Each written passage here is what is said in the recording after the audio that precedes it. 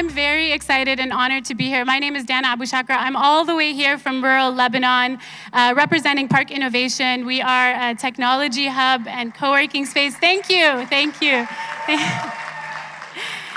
Thank you. We have an amazing panel here today, a nice mix of entrepreneurs, innovation centers, and corporates talking about building communities, the importance of communities for startups. As I always think about it, is when you have a bunch of molecules together, it's a quote by Steve Collins, when you have a bunch of molecules together, a reaction is gonna happen. And really that is what startup communities is all about. So without further ado, I'd like to introduce our wonderful speakers. I see him right there. First up, Badr from Lamsa. We have Aamer Sheikh from PepsiCo. We have Kiriakos from MQB. And Saeed Alnofeli from In5. Please have a seat. Let's get started. So starting at the basics, and whoever would like to answer this, please just chime in. Why are startup communities so important for startups to thrive? Who would like to chime in first? It's all about the community. There's a Chinese proverb that says an idea can turn from dust to magic depending on the talent it rubs upon. So I truly believe in that. I think communities is what makes, something like dust turn to magic. Well said. And also, it takes a village to raise a child, as they say. That's great. Anyone else want? I'll jump in.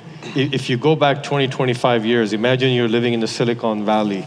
And the minute you step out of the office, the lift, the lobby, the building, the restaurants, the cafes, the kind of people you would be interacting, and that was the community then, and that gave us so many startups, so many, big businesses, big innovations, and I think without that community feel, we would not have gotten there this far with technology. So I think to me, we're not in Silicon Valley, so how do we then make sure that we're creating a community of our own to support the startups who are driving innovation, who are driving really breakthrough, disruptive thinking, as well as they're good for the economy and they're good for developing talent. Yeah, I think I agree with you when it comes to building communities, and I think we've seen it from our own incubators that when we bring the community together, even themselves, they collaborate. It's not like we have to also only help them, that's our job, but also within, they cross-collaborate and build businesses and innovation within. So it's great that it's like, for me, it's a reminder of an old village, that everyone's role, this is the carpenter, this is what, you bring them all together and they create something to serve the wider community.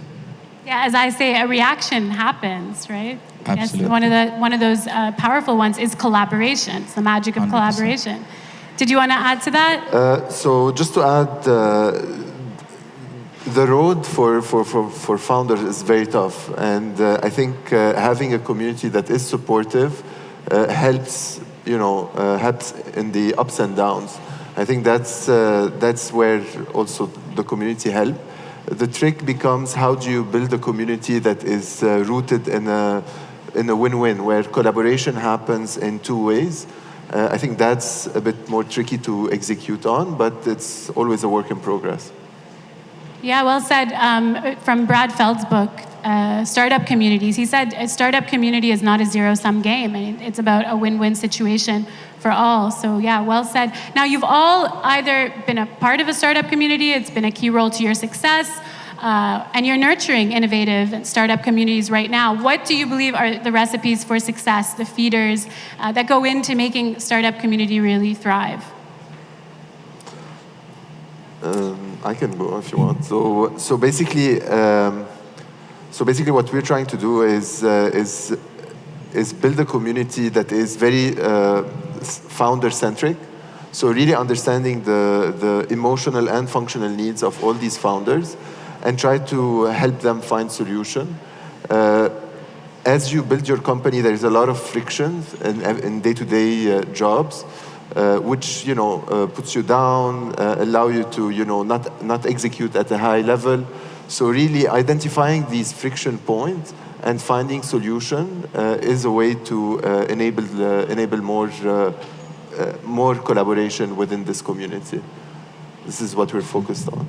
Wonderful. Yeah, I'm going to direct it at you. Yeah, so I think I've been in a lot of. I was an entrepreneur, building a business, and I've been part of so many communities around Abu Dhabi, Dubai, and Sharjah, and then I sat with also government entities, talking about how to build communities, how to bring startups together, and how we can serve them.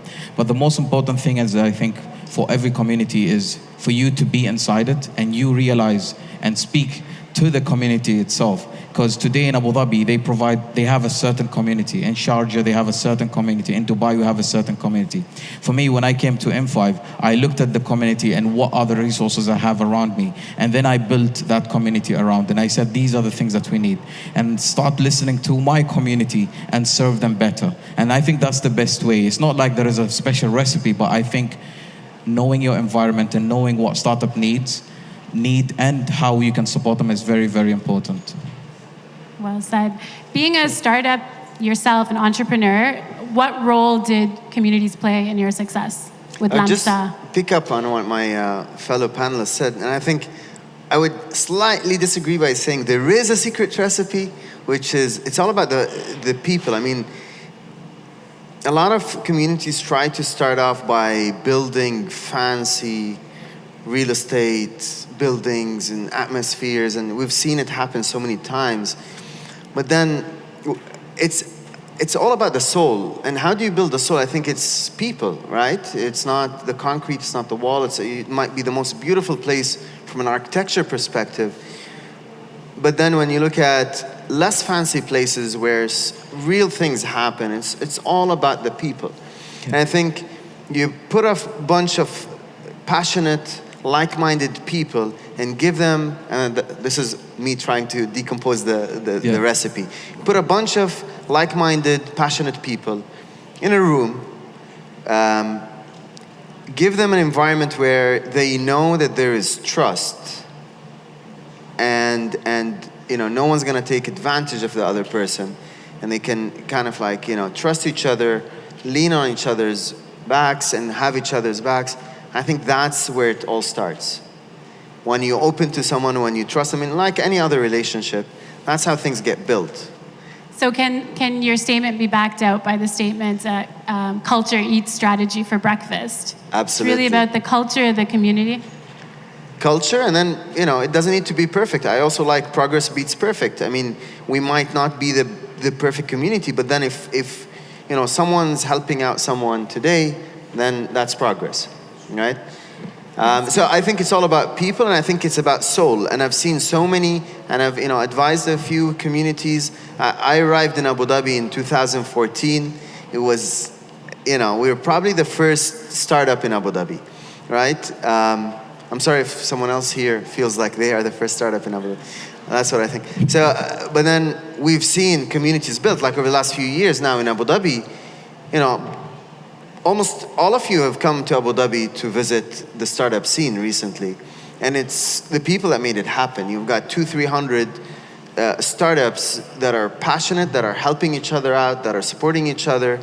And that's the soul. It's And that's what I said. I said you need to listen to the people and then build a community around it. Absolutely. So I think I agree with you. It starts with people.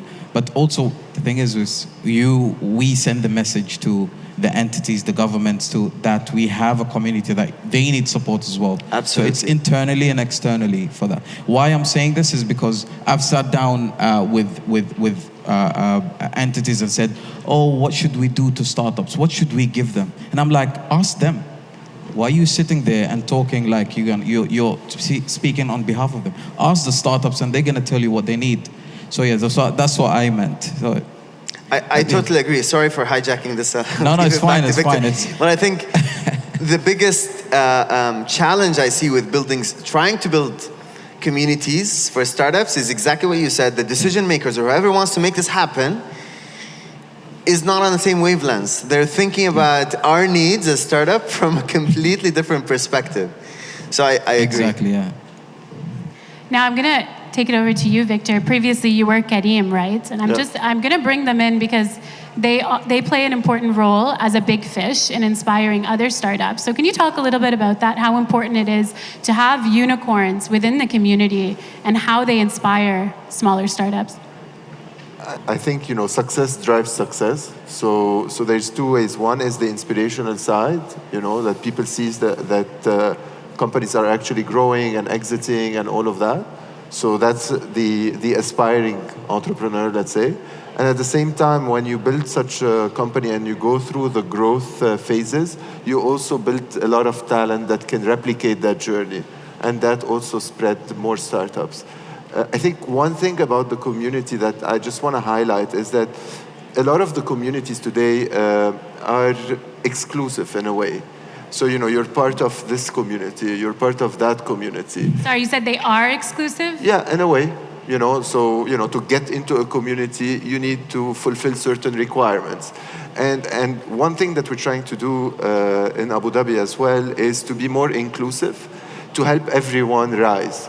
Because yes, you will have the unicorns, but there is a lot of companies, startups or small and medium enterprises that can improve as well. They might not become unicorns, but they will create, the size of them can create a lot of value to the economy. And that's why our approach to this is to be inclusive, is to be collaborative, and to be merit-based. Because at the end of the day, a lot of people, come in, it's a one-way street. They'll take value without really providing any value back. And I think that's not the right way.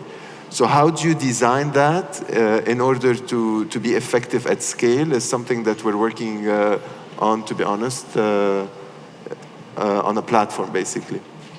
Wonderful. I see you nodding your head, Aamer. Would you like to add to that? Yeah, from a PepsiCo point of view, and which makes, I guess, my participation is slightly different because we're outside the startup. We're already a large multinational globally. So, what we figured out is that while we are doing lots of wonderful things, we don't have all the answers.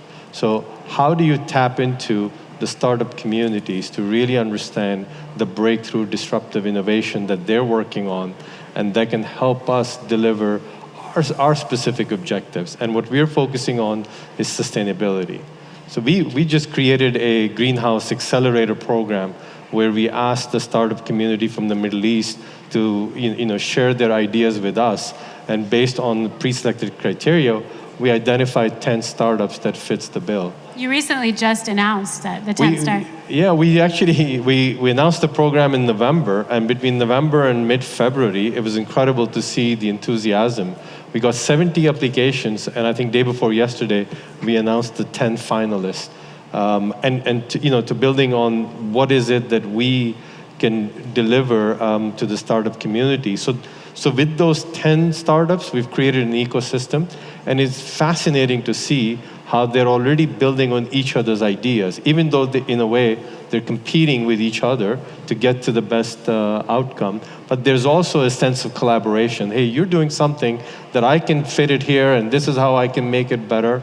So I think we're bringing in funding and capital, but more importantly, we're bringing in mentorship and our decades of experience in solving complex operational challenges, right? So each and every one of us, when we're part of a startup community, we're looking for not just ideas on how to make our product superior, but really how do you commercialize it, how do you market it, how do you address the supply chain challenges. So I think I'm really excited to be part of that program for PepsiCo, and I think that's a great way corporates like ours can play a greater role in really developing this community. And a perfect example of also collaboration, right? So giving them a safe place, a comfortable place to collaborate together as they accelerate through their businesses. And they're in specific verticals together, which is sustainability. So that's what I want to talk about next. Yeah. How important are specific verticals? I know in Five, you have different wings across the locations. Whoever would like to answer, how important do you feel are having very niche, specific communities to allow for startups to grow and reach scale? Yeah, I think from an N5 perspective, the point was to build on the three sectors that we have. So we have tech, design, and media, and each center serving a certain community. And from there, like my fellow panelists said, that for us, we have the really mature startups, and then we have the early stage ones who are coming in. And the ones who really made it, or who are really successful, they come and support the younger ones. And we go, and that community builds on top of each other. And then we bring the mentors who are really experienced. In 2014, we didn't have a lot of mentors in our ecosystem. Right now, we have a lot, and people have exited, people who failed, and these guys come and support that ecosystem as well. So I think for us is a bit, a bit fragmented because we are supporting different industries, but when it comes to the overall, they all support each other. Now we're talking about metaverse, right? It taps into the three sectors that we have, design, tech, and media, and they all collaborate. Now they're looking at opportunities, and we actually build a community of that in order for them to work together with the students, with the industries that we have as well. So I think it's really important, and I think I'm really proud to have such a community of founders, because I'm sitting next to someone who has raised 100 million. The other one has raised 50 million. The other one has failed. And that community of pushing each other and supporting each other is better than me sitting somewhere isolated trying to build a tech startup or an innovation. So I love that. So it's the mentors giving back to the communities that help make them successful. A very key feeder in any startup ecosystem. From an entrepreneur again's point of view, with an ed tech startup, how important was a vertical for you? I think it depends on the the stage of a startup or a bunch of startups. At the beginning, I think generic advice is relevant for everyone. So whether it's at seed stage or trying to figure out your product market fit or validating certain stuff, I think generic advice works, right?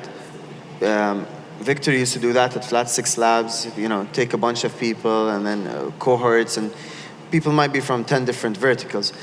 But I think as you mature and as you figure out things like, you've got your product market fit done, you've got this, you've got access to funding, you've got your first couple of VCs, you start focusing, and I think vertical specialization becomes very important from all aspects. So the people, the advisors that are involved, it's good to have background in that specific industry. Even the VCs or your investors or your backers, even the talent that you attract. So I think vertical specialization becomes super important as you mature and develop. So it's based on the stage that you're in. Yeah.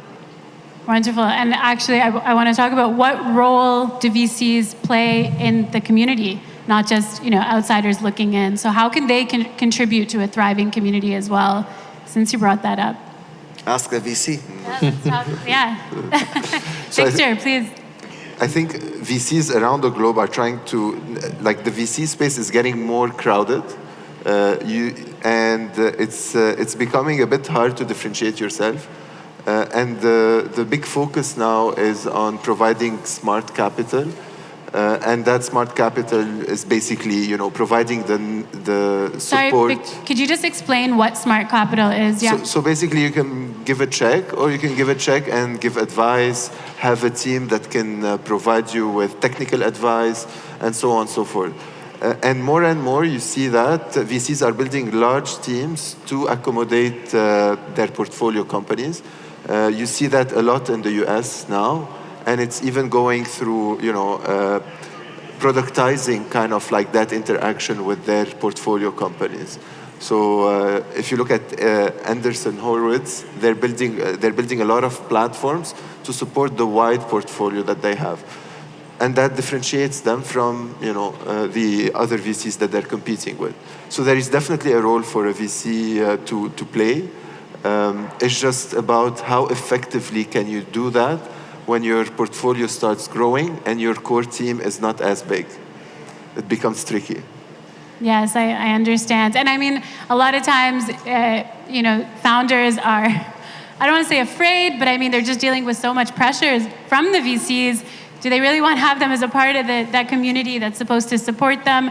And that's how I'm going to shift into mental health. And somebody touched upon it here as well, the importance of supporting the well-being of the entrepreneurs. So how can a community also support entrepreneurial well-being, founder well-being, along a path that's a roller coaster ride, essentially, with a lot of pressure? Whoever would like. So look, like on that topic is very real. It's part of the stress that you go through. You see it when it comes to solo founders. You see it more because they don't have anyone to really discuss with and what have you. When you see like a founding team, it's less of a stress, and I think that's where the community can come in, where you can share, you can openly discuss with peers.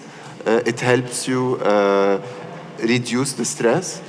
Then there is a functional thing that you can do that we should all be trying to do, which is to eliminate that friction, right? So opening a bank account is like such a hassle, right? So all of these useful things, you can, through government initiatives, through corporate support, you can reduce that friction and elevate and reduce the risk, the stress on founders, on basic stuff that they shouldn't be stressed about. So it's about community for the emotional side, and it's about initiatives for the functional side. Easier access to resources. Less friction in the day-to-day. Yeah, and normalizing the discussion. I mean, I remember from 5-6 years ago at any startup conference, you wouldn't see many talks about wellness. And today at STEP, we had a whole wellness stage talking about the importance of this. So yes, very well said. Anybody would like to add to that? Yeah, I think this is a very important topic, and we touched up on this a few years back in order to take care of our founders. Some founders, like he said, that they are lonely, right? And they can't speak to a lot of people, and it's really important to be, even we have mentors who sit with the startups and discuss with them. Even I sit with some of them because they really go through a lot of pressure, and we try to look at that because yes, the business is great and so on, but your mental health, your physical health is very important as well. And we try to support that with communities. We try to support that with doing different sessions like yoga and so on, just to try to support them. And it's really important, and most of the time the business world tends to forget that. But I think we have looked at that because we've seen a lot of stress from our startup founders. And this is not only one level, it's different levels that they're facing, depending on how big is the startup and so on. But this is a very important, it's really because I was a startup founder before, and I struggled a lot, and the community helped me. But now we actually opening up sessions and to actually support the startups. Yeah, and that was going to be my next question. Yeah. I mean, on the ground, what does that look like on a daily basis, on a weekly basis? What does startup wellness support look like? Let's go ahead, Aamer. Yeah, I was going to actually bring a corporate perspective. I think first, mental health challenges, wellness challenges are real. You see that people facing all over the place. But I think it has to do with the leadership role that everyone's playing, including the founders. Being a leader is a lonely place to be because you're supposed to be the one with the answers. So you can't really be vulnerable to your team or be confusing or, so that in itself brings so much pressure.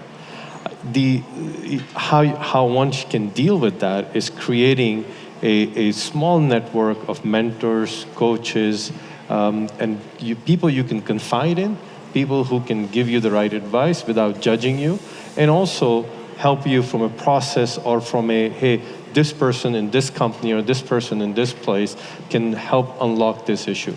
Because what I can tell you one thing, while the challenge you may be going through may look like the sky is falling, guess what? There are probably hundreds of other people going through the exact same challenge at the exact same time. It's just a matter of tapping into who can I go to for their advice? Who can I go to who can help me steer the direction? But it all starts with the leader saying, I don't have all the answers. Let me go figure it out. Versus, oh my God, I need to come up with the answers and what's going to happen. Absolutely. Just to pick up on that and add, I mean, what you mentioned is great in terms of methodology, but what I've also seen been working really well with us as founders is meeting other founders that are facing similar or have faced similar challenges firsthand.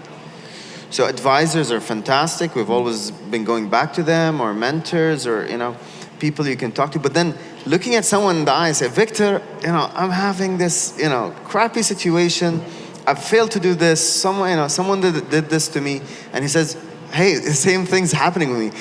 There's something about that, when it's like, oh, really? You don't expect it. Like I look at Victor, it's like, oh no, he's happy, he's good, his life's amazing. And then we sit down in this like closed session, and it's like human. You notice he's human. He's just like me. There's something about that that's so good for us. It's like for our well-being. It's like, oh, so I'm not alone. Others are facing it. What did you do about it?